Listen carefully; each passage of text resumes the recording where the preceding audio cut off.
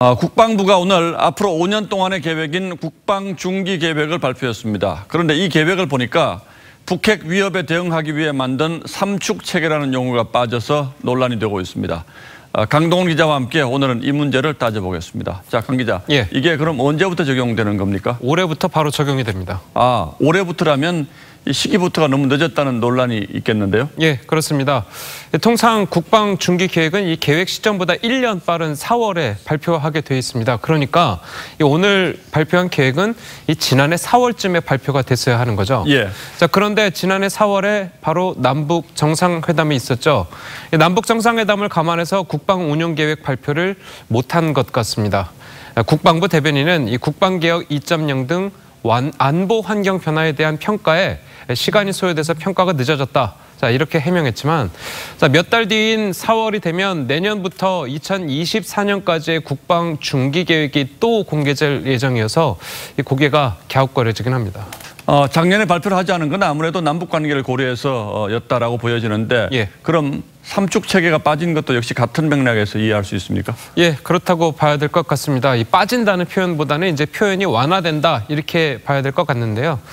북한이 핵미사일을 선제 타격하는 킬체인은 전략 표적 타깃으로, 그리고 북한이 쏜 미사일을 요격하는 한국형 미사일 방어 체계 KAMD는 영어 표기를 뺀 한국형 미사일 방어로, 마지막으로 탄도미사일을 대량으로 발사해서 북한을 응징하는 대량 응징 보복은 압도적 대응, 이런 순화된 명칭으로 바꾼 겁니다. 예. 자, 그리고 한 가지 오늘 국방부 자료에는 북한 이런 단어는 찾아볼 수가 없었습니다.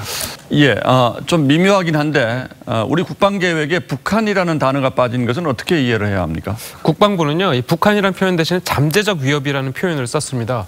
여전히 북한의 위협은 유효하지만 혹시 북한의 위험이 없어질 경우에도 이 군사 능력들을 가져가겠다는 것이 이 국방부의 설명입니다.